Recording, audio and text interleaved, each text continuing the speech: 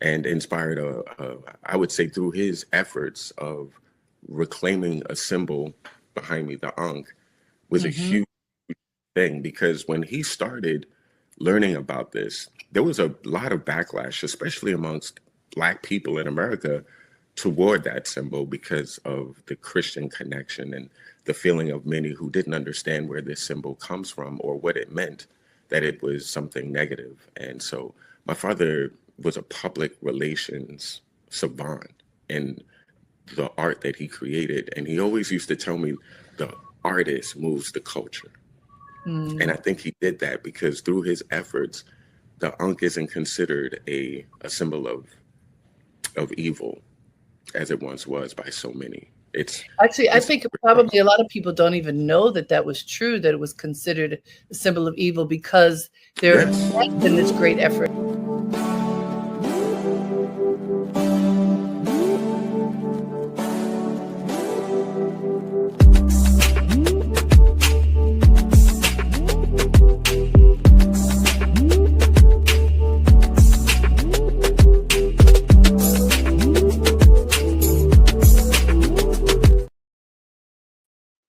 Hello, everyone, and welcome to Dream Leapers. I'm your host, Harriette Cole, and I have a wonderful guest today who has lots of great things to tell us about. This is a young man who I've known since I don't even know how long. Some of you know that my very first book is Jumping the Broom, the African American Wedding Planner. Well, I met his father when I was making this book because he is an incredible jeweler who at the time was making jewelry with Kemetic designs, ancient Egyptian designs. And that company lives on through this young man who is doing Jewelry Plus. So let me tell you about him. He is El-Aton Georges, a modern day Renaissance man. He's a creator, curator, and connoisseur of beauty in multiple forms. A fine jewelry artisan by bloodline and Bergdorf Goodman's resident fragrance ambassador and scent stylist by passion, he moves effortlessly between worlds of art and luxury. His first love, jewelry, was nurtured by his late father, Haru Samaj, who was a visionary, prolific jewelry designer and a pillar of New York City's conscious community. I love that, conscious community, which is exactly what he was. If your father's a jewelry artist, you'll probably be one too, and early, Elaton reflects with a smile. From childhood through adulthood, he worked at his father's side, absorbing the discipline, precision, and reverence required to turn raw materials into heirlooms. At the jewelry atelier he and his father nurtured, Studio of Ptah, he sharpened not just his technical skill, but a work ethic rooted in expertise, customer service, intention, and consistently exceeding a client's expectations. Layton's second passion began as a simple hobby. He began collecting perfumes, and that curiosity blossomed into Simply Put Scents, his YouTube channel, dedicated to guiding people along their fragrance journeys with clarity, warmth, and expertise. What started as a pastime evolved into a calling, ultimately leading him to Bergdorf Goodman, where he is currently the iconic store's very first resident fragrance ambassador. Blending both of his crafts, Elaton creates custom wedding bands for couples and then welcomes them to Bergdorf's to select the perfect fragrance for their wedding day. He unites the symbolism of eternal love with the unforgettable power of scent. It's in this intersection of artistry and intimacy that he finds his purpose. He says, I never feel like I'm working. What I do is a joy to my spirit. Doesn't that sound great? Let's hear more about it. Please join me in welcoming El-Aton Georges. Here we are. Greetings. Greetings. I'm so excited to talk to you. And you are currently Uh, at the Studio of Ptah, correct? yes, I am. So I where had to. where is the studio now? So we are located on at 55 Christie Street in Manhattan, New York City. We're in the lower level, and my father's atelier and studio has been here and in the vicinity of this neighborhood for almost a generation. It's fascinating. How did your father get involved in jewelry design? So fascinatingly, my father was as a police officer walking the beat in a certain neighborhood in Lower Manhattan in the Bowery, and he met a gentleman named Cologne, and Cologne was a jewelry artisan. And my father had always an artistic inclination. Um, he was um, he was a musician, a singer, a lyricist. He sculpted back then, but he met someone who was able to hone his skills in the sculpting world. That also was able to teach him the the I guess you could say the craft of jewelry design and making. And it at that time you couldn't use a computer to Right. print out jewelry pieces. It had to come from an artisan's hands. So all of the art that came out in the 90s and earlier was literally a result of time, labor, and skill. And that's what Mr. Cologne helped to help my father understand, and basically guided him into how you were able to bring what comes into your mind to fruition. And my father got really, really talented at doing that. And it's fascinating because while he was on the beat, he would practice his carving skills. That is Uh, so interesting. How long he was was he? paying attention and protecting the community, but he was also in his own time absolutely honing his craft. How long was he a police officer? So my father was in the force for 20 years. Wow. I It didn't was know. it was no so my father is an island man and was an island man. I still have a hard time speaking about him in the past tense. Forgive me. He just transcended recently. Yes, yes, it's been very, very. It's been a journey. So um, Where was he born? he was born in Santo Domingo, but my grandfather was an evangelist. He would go from island to island preaching the word of God, and so my father went along with him, and so he was from island to island to island. Oh, So so he being an island was man, Island Man. yes.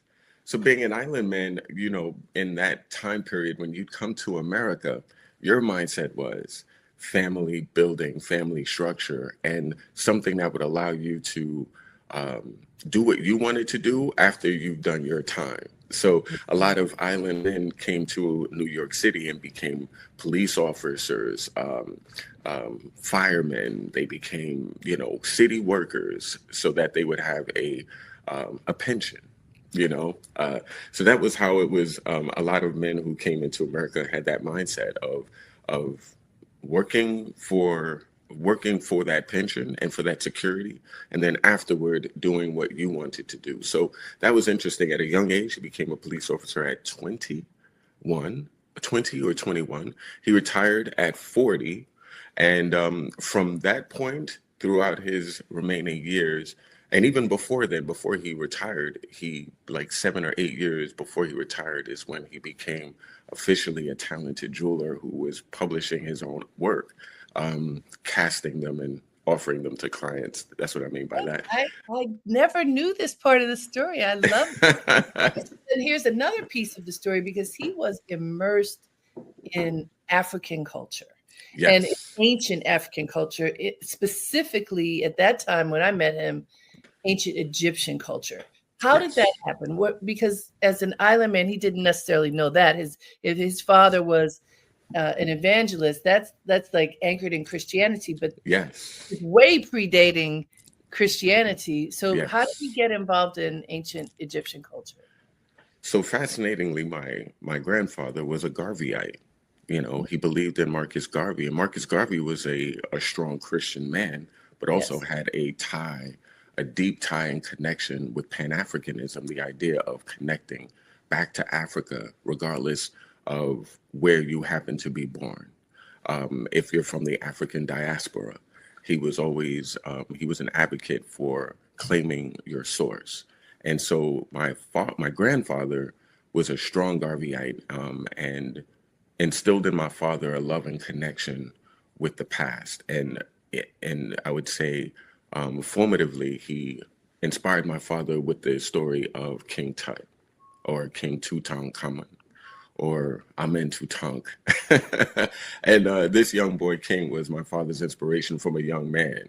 And it's fascinating because when I was a young man, that was the story he taught me that also broadened my perspective and made my eyes go like this. And, once you go down the rabbit hole of ancient Kemet, ancient Egypt, it is fascinating. It's a beautiful place, So it enriched my father's creativity and sparked And a passion he learned that this existed through forever. his father.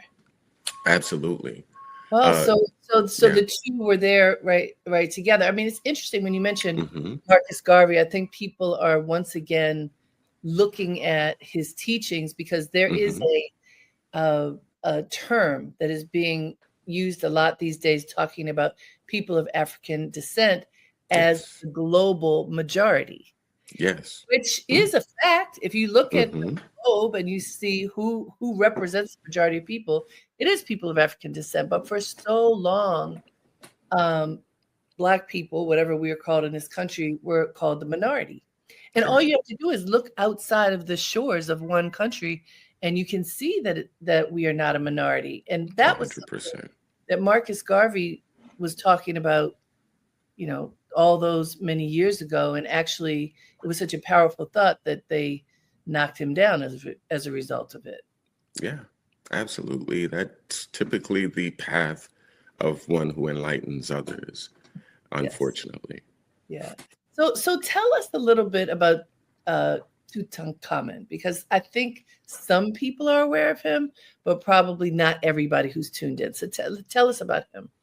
Well, the the the famously known King Tut Yeah. was a boy king who lived a very short life and died at a young age. And his burial was one of the most consequential discoveries of archaeology over the last 100 years.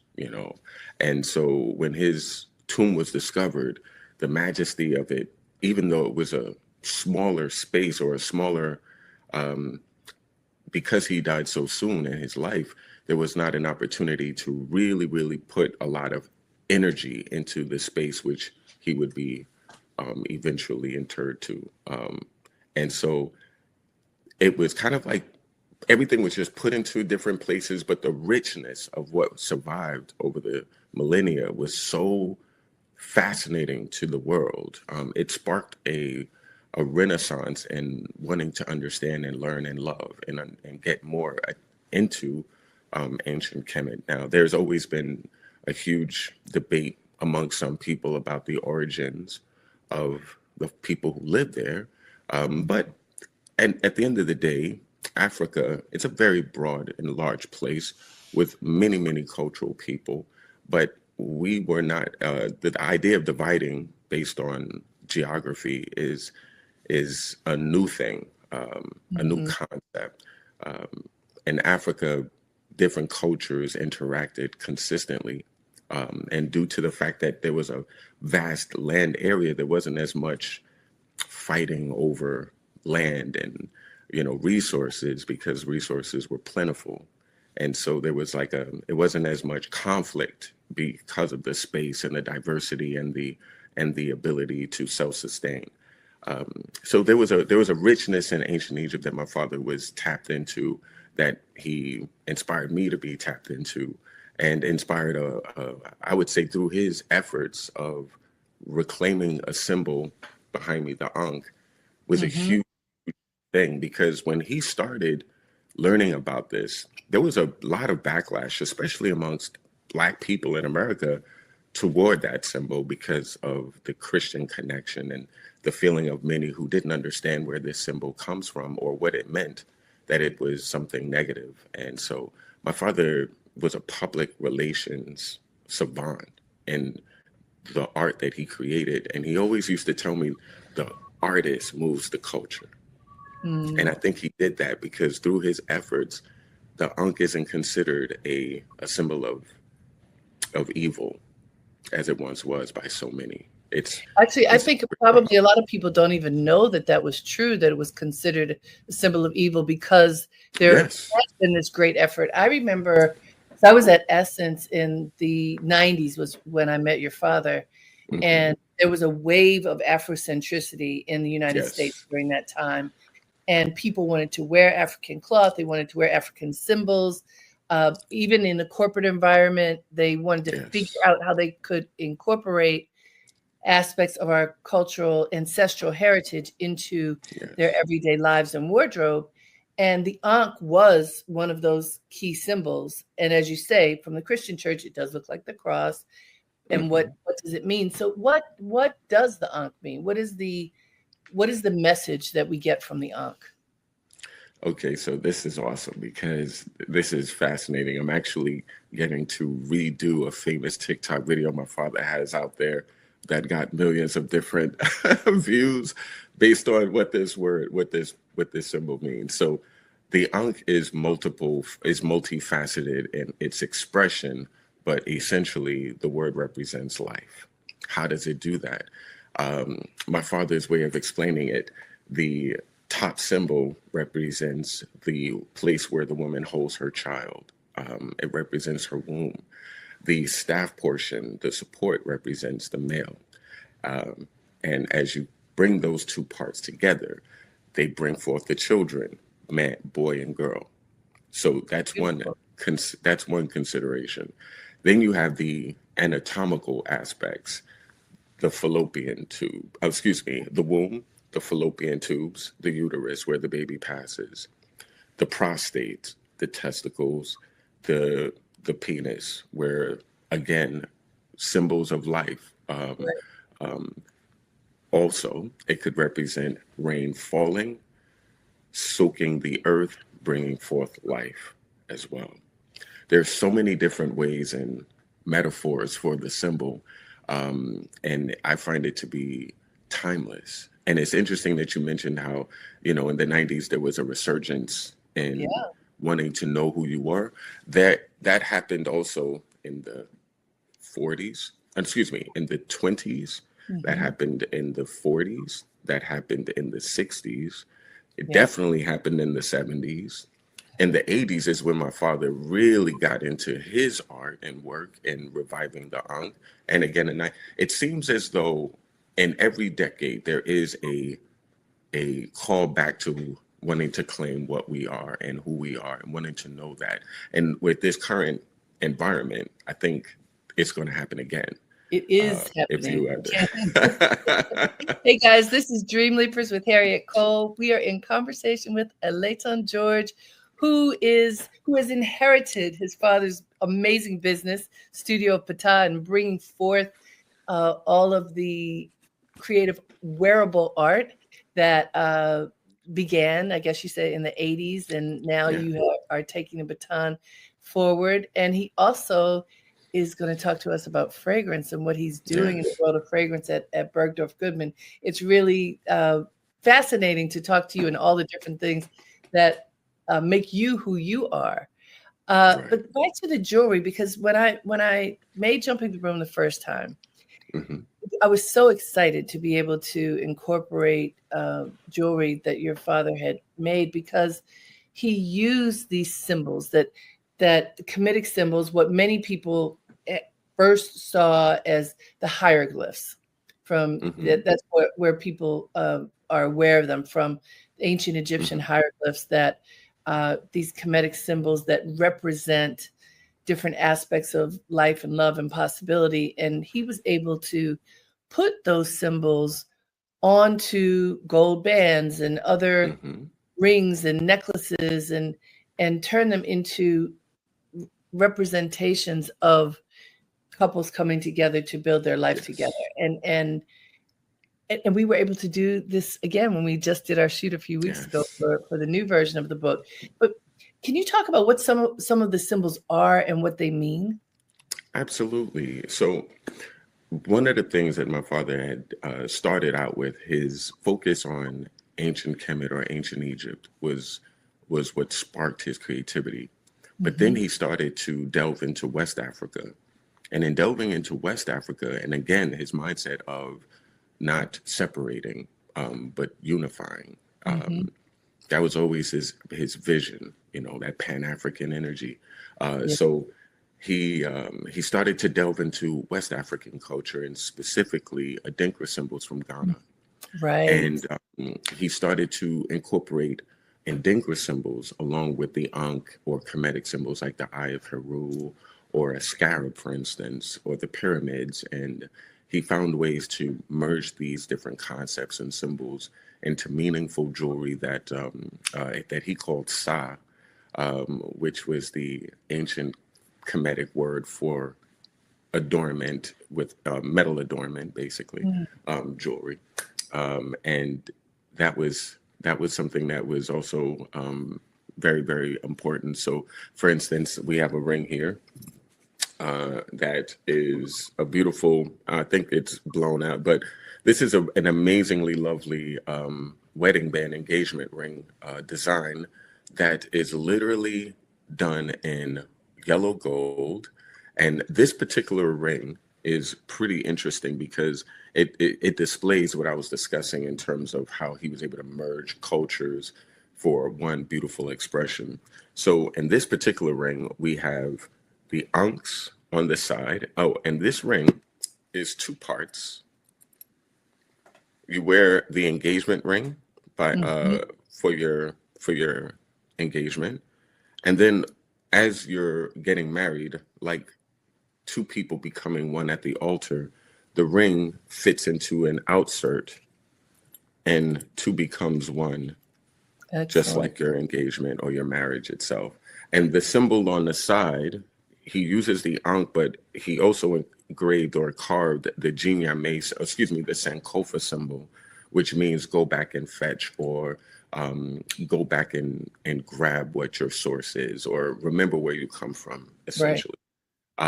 And so that's a really interesting design incorporation because it also keeps the wearer and the union within that mindset as well of remembering where you come from and maintaining that level of knowledge and honor of self and That's loving beautiful. self. That's beautiful.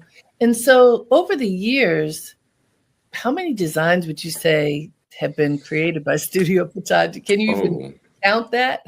so we have well over 1,200 or more moles. Wow.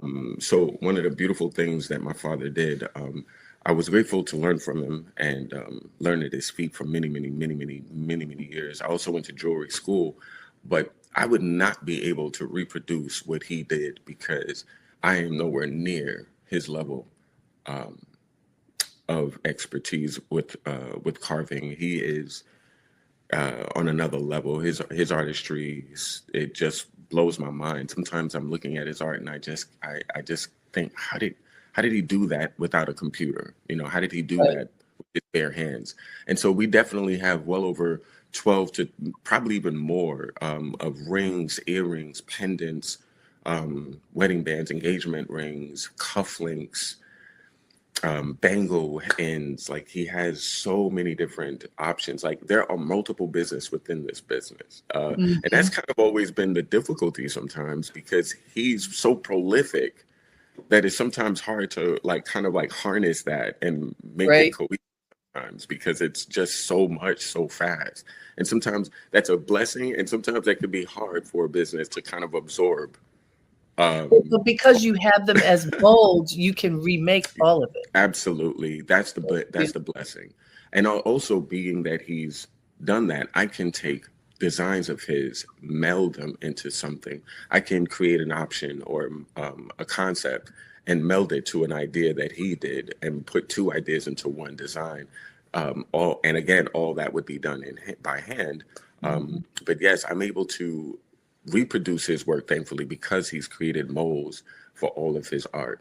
And so, unlike a painter who transitions, the art from that painter is no longer possible.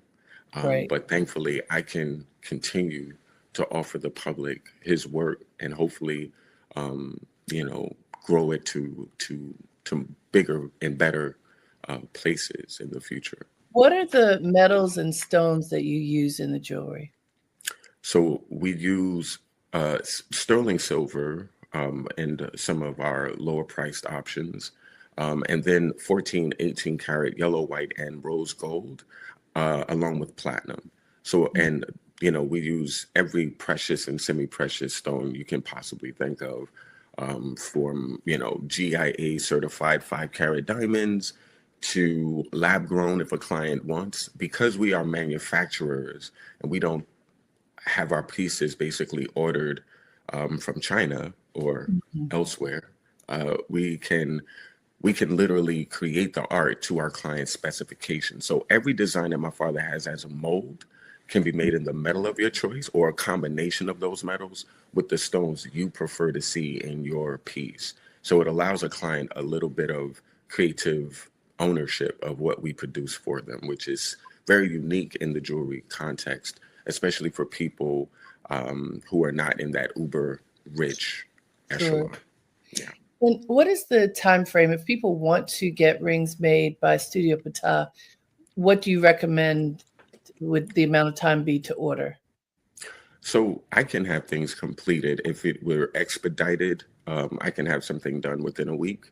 However, typically what I require would be either 10 or 15 business days because, again, every piece is made from nothing. It's made from a mold. I That's make a really wax. that is a tight window, so you can do it quickly.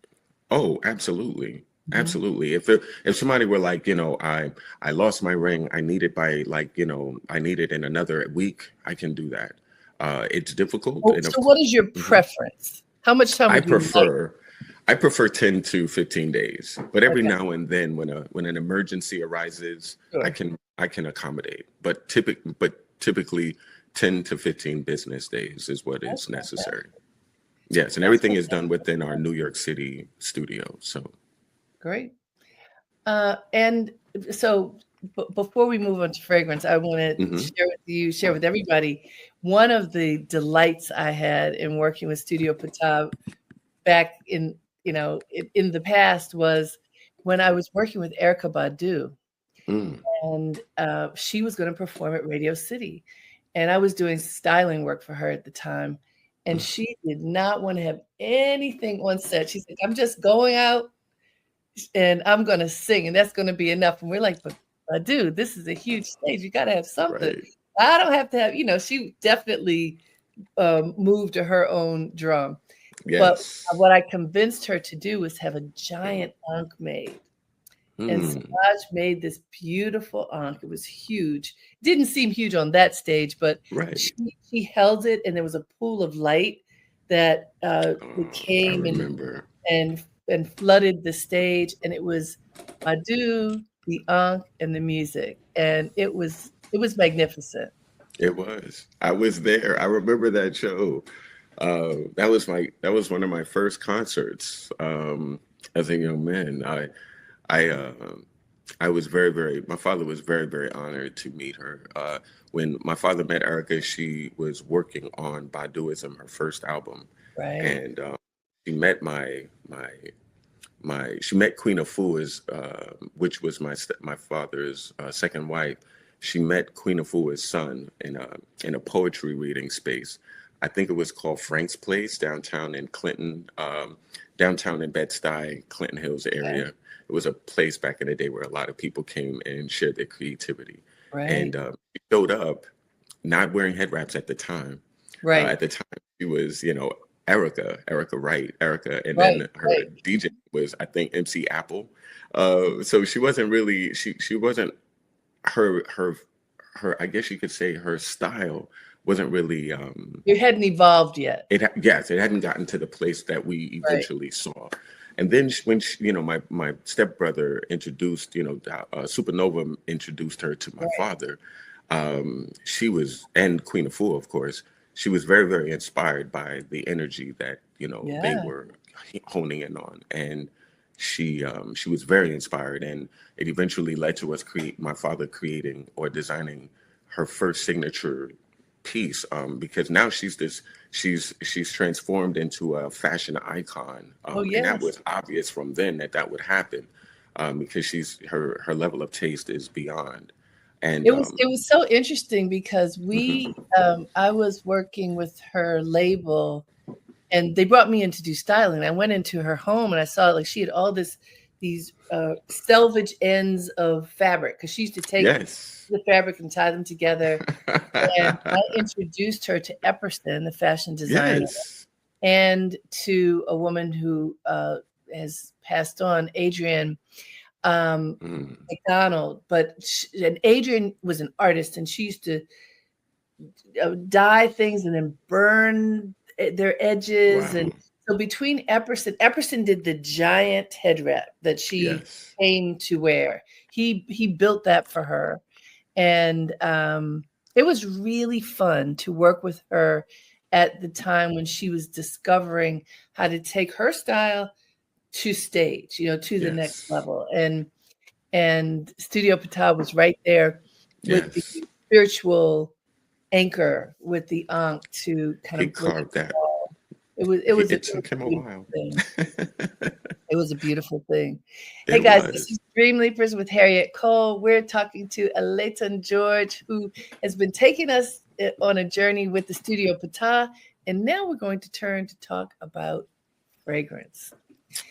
So it's even that, it still goes back to your dad, still goes back to our ancient heritage of the African tradition of wearing oils and really anointing the body with fragrance. So tell us about your introduction to fragrance. So my parents, my mother and my father, were avid wearers of fragrance. My father would wake up every day and put this on. So I'm at his studio, and things of his is everywhere. His spirit and his energy is surrounding me. And what is that? This is Florida water. This is a cologne called Florida water. This is literally a drugstore cologne.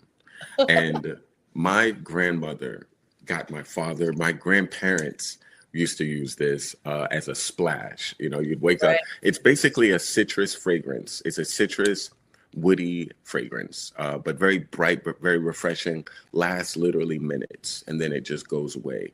But this was the scent that I literally grew up smelling for years. And it literally was one of the many fragrances that my father would wear, my uncle would wear, my mother would wear. And I've always noticed that was a part of our family's DNA. We were into smelling good. And so my grandmother one day shared with my mother her favorite, her signature fragrance. And then a little bit later, she passed away.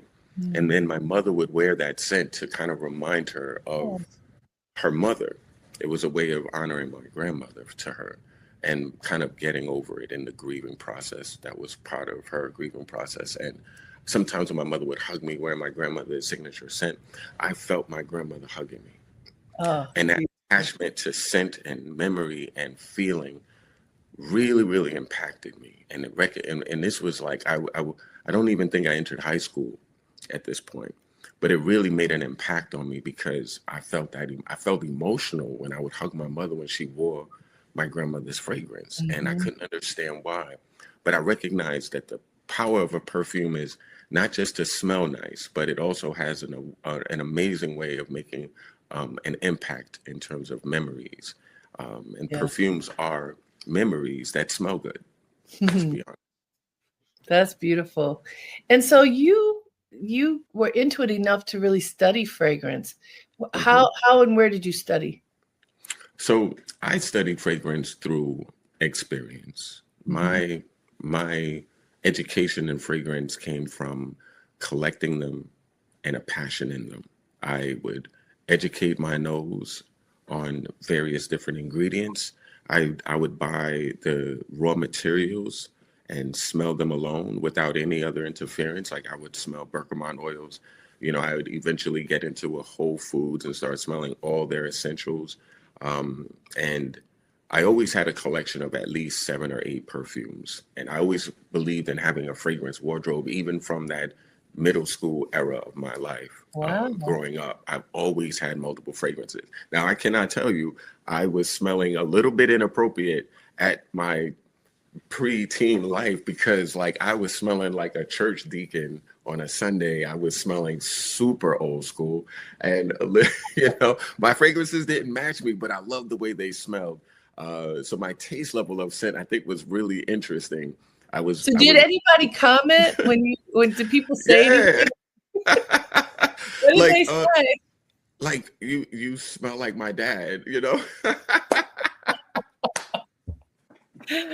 So That's I funny. was wearing like Polo, Ralph Lauren. I was wearing like Ralph Lauren green. I was wearing like a lot of old school like businessman fragrances, you know, Okay. at an age where I was not looking like a businessman. So it didn't, you know, it didn't fit, but I loved the way it smelled. And so my passion just always grew from having a wardrobe of scent that I would always wear and cycle through depending on what I looked like or how I felt. At that time, it was always about how I felt. And then I just started to, That's so funny. I just want to share with you. I think I was in. I've always been into fragrance as well, hmm and I was in.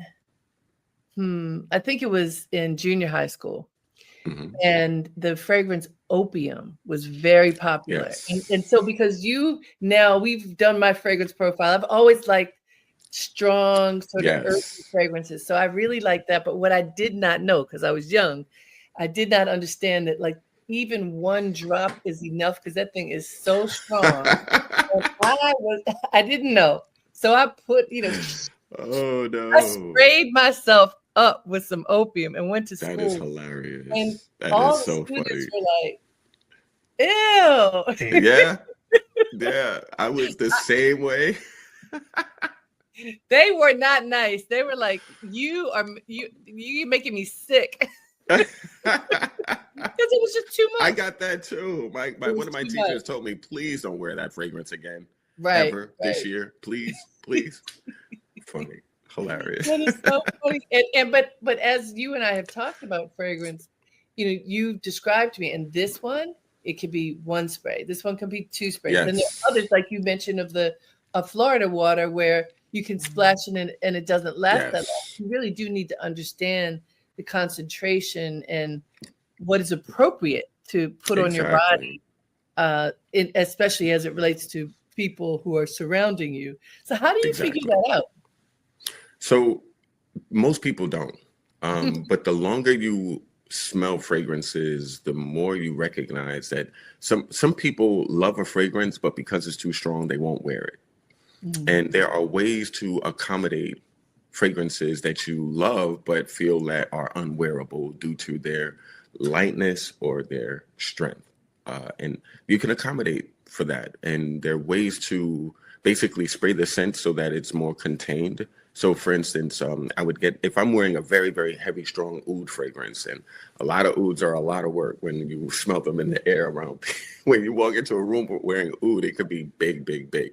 Uh, so if you don't want to be that, if you don't want to be the center of attention in that room, but you just want to exude, quality and artistry in your scent, you just spray your shoulders or your chest, add your clothing, and then walk out. If you're not spraying on exposed skin, it's not going to push out into the air. If your Oh, clothing is if your fragrance is underneath your clothing, it'll exude, but it'll be contained and wouldn't run amok on the room if that's not your goal. But every that's now and then, yes, but every now and then I like to encourage people, be confident. Walk that bold walk and walk into that room proudly like you're welcome. Every now and then it's a good exercise and confidence building to just smell your scent all day long and be confident that you smell amazing and that your taste is amazing regardless if people get it or not. It's you I you think had that's a very important thing. you had mentioned to me uh, that this is an interesting concept, so I want you to explain it. That Please. matching your fragrance to your shoes. Yeah, So can you that just is what does that mean? I look at fragrances as boots, sandals, and sneakers. Boots you typically don't wear in the summer. Sandals you typically don't wear in the winter. Sneakers you can wear whenever, especially if they're high tops or low tops. They're more versatile. And so, and you can wear, the sneakers just tend to be more versatile. So I like to look at fragrances like in that way. I don't wear my sandals in the winter. I don't wear my boots in the summer. I can wear my sneakers everywhere. So I like to, and the perfumers who make these fragrances, they have a time and a use case in mind when they're making them. And people don't recognize that, I think. But And it doesn't make it easy for us because when we go into a fragrance environment to choose a fragrance, it's not the fragrances are not separated by use case or like how they would be for your lifestyle. But what they are arranged by is brand. So everybody has their, so it's really difficult to know when to wear what. But consider when you're dressing for the winter, you're dressing to be warm. So then wear warm scents. Wear the boot, wear the heavy boot equivalent of a fragrance, something that'll withstand the bundling up, the scarves, the turtlenecks, the collars that you'll be wearing in those colder months. You want that scent to be able to stick to your skin so that regardless of all that bundling up, it'll stick on your skin throughout the day. And fragrances are made for that. There are scents that are darker, more mysterious, like the ones you love, Harriet, that are just built for the cold and built for that. And I must say, I break the rules because I like wearing them in the summer too. Go off. But wait a minute. But it's definitely a lighter spray when it's not outside. That's for sure. So you can always wear them different categories of fragrance, like the different types of scents. Yes, so fragrances are, I like to look at fragrances as in that way, but there are vanillas, there are rose perfumes, there are white florals like neroli, neroli, tuberose, and jasmine. You have heavy woods like oud, sandalwood, light woods like cedarwood. You have there are so many broad categories of notes and fragrances that fragrances are built on. So typically, I personally love vanilla. I personally love certain ingredients. Like my father wore, vanilla all the time. Big, broad man walking out the house smelling like, straight vanilla bean was awesome and very informative to my taste for sure. So vanilla also was something my grandmother used in all her Dominican farinas, porridges, and oatmeal. That's something that Dominican vanilla. If I could make a fragrance today, I would build it around Dominican flavored vanilla because it's never been done, and if it is, it would kill because there's a specific flavor in Dominican vanilla, and I believe Haitian vanilla shares a similar. I think now you have to make it before somebody else does. I mean, right?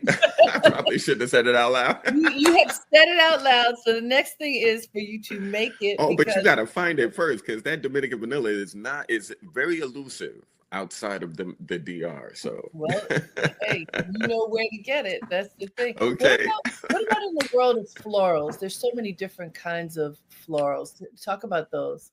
Well, flowers make up perfume. Okay. Flowers are the building block of fragrance. Flowers transition the opening to the finale of the scent, and all perfumes that are properly built are like a play. You have your opening act, your middle act where the plot thickens, and then you have the finale where everything is tied up, hopefully.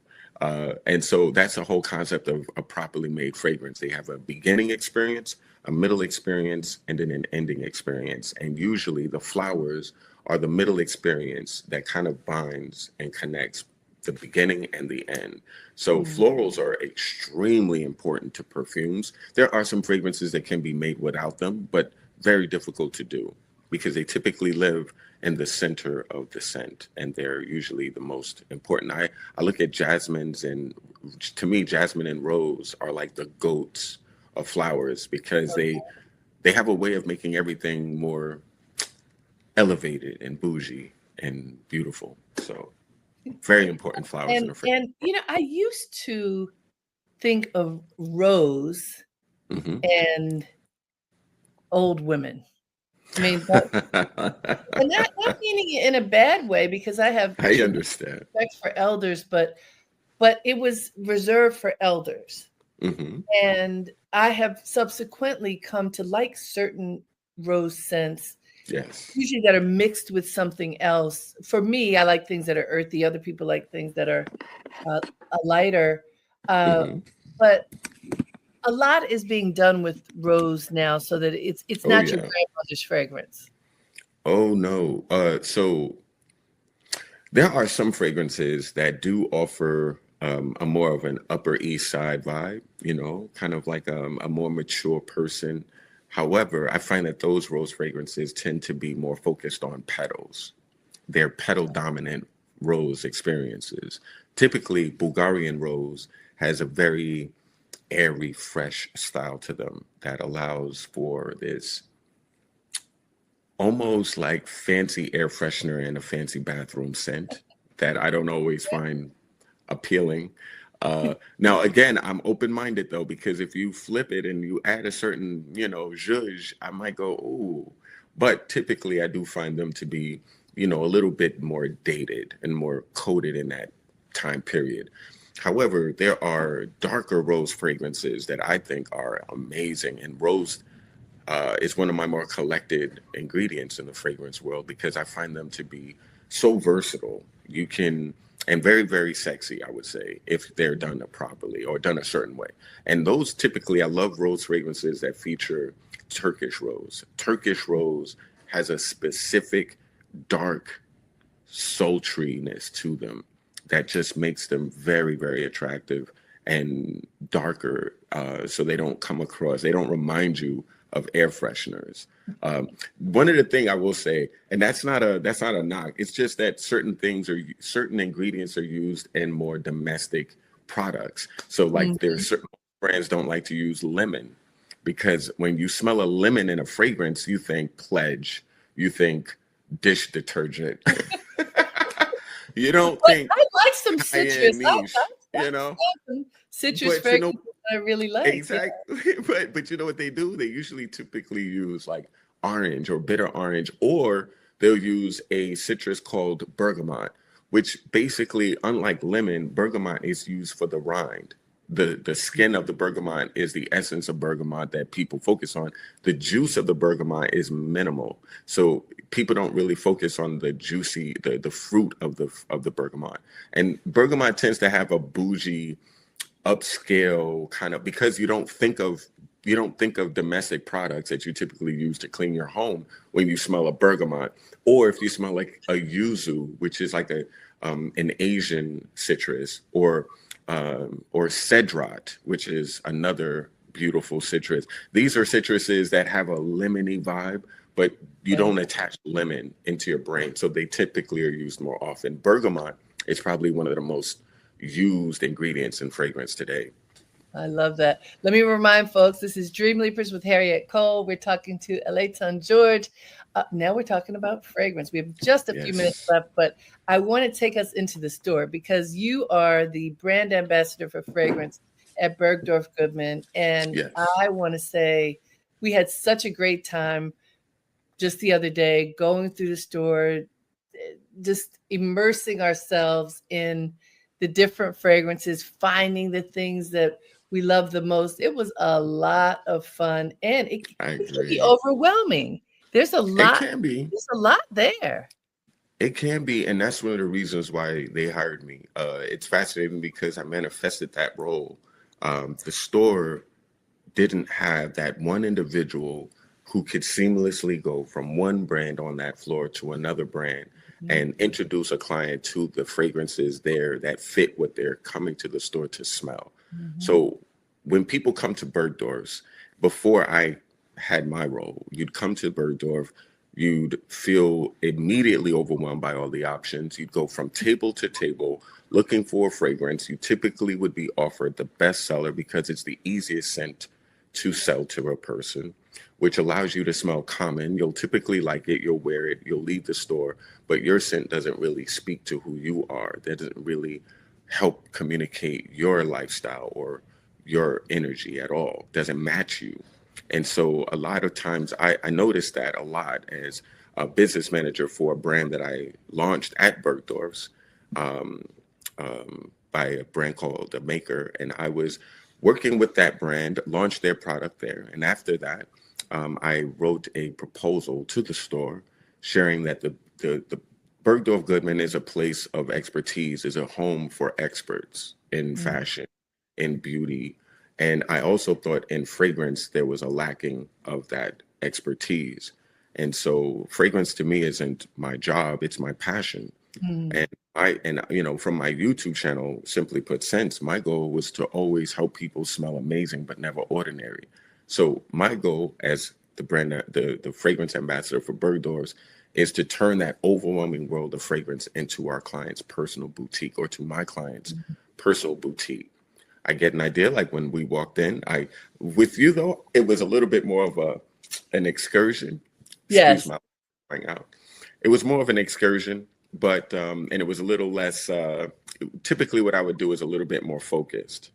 However, when I had the opportunity to kind of just give you an amazing It education was so good. to do And so. I'm still so what El-Aton will do if you go to the store and have a meeting with him, he'll introduce you to a few fragrances, not too many, so that you can get a sense of what you like. And Mhm. and I think you said you put it on the forefinger and the pinky, and then they can smell it as Yes, they're walking around, and you can make a choice, because how it smells on your body is not necessarily how it smells in the bottle. That is so absolutely. important to know. And so I took home a few tiny little samples to test, and I keep finding other things that I like. I love to I hear guess we'll that. send you the message. So I love ouds, and you very guardedly helped me find two to consider. One I didn't end up really liking. You know how you said you'll see your message when you, but then this other one, the Ubigan, uh, Oud d'Or, I think it's called. Is that what it's Yes, called? yes. The Oud of Gold. It is so Hmm. good. It's so good for me anyhow. So I'm still having Yes. fun. And I love that you love an Ubi Gone fragrance, because that's a brand most people in this country have no idea about. And it is a brilliant house with a lot of pedigree, and their taste is their craftsmanship and their fragrances are brilliant. And they're coming out with a lot of new fragrances. They're wonderful. And I love And that's a to, very old, and we have no time left, but yes. tell us Okay. what are they most famous for? Tell folks. They're most famous for a fragrance called Quelque Fleur, which was created in the early 1900s that ended up being Princess Diana's wedding day fragrance in the 80s when she married King Charles. So very, very interesting scent. Rubicon. And what I do in that of introducing clients, and it's fascinating because now I sell wedding bands to my clients, and then I host them at Bergdorf Goodman to pick their wedding day fragrances. So I love it. it's been amazing. I'm actually living a life that I'm so grateful for.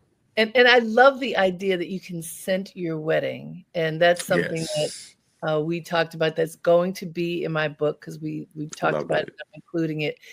If folks want to have this experience with El-Aton, go to Bergdorf's, ask for him. Yes. You can set up an appointment and have this incredible experience to figure out what is your signature fragrance. So it's a really fun thing to do. If you come to New York over the holiday season, let him know. This And I is can so bring much the store to you. So fun. Say that again? I could bring the store to you as well virtually. You would Ah, just call or email, let me know what your vibe is. I mail you samples. You don't pay for that. Wear them on your own time. See which fragrances agree with your skin chemistry, and what and whatever you love, I will mail to you. So I make so it how easy. can they email you? Well, I would suggest using my work phone, which would be, excuse that. I would basically just call my work phone, which is 929-316-6315. And you'll be able to text that as well, and I can assist you from there. Perfect. Thank you so much. This has Absolutely. been a delight. I hope you all have enjoyed this conversation as much as I have enjoyed it. Thank you, El-Aton, Thank so you. much. And thank you to all of you for tuning in. Until next time, have a great day and make it count.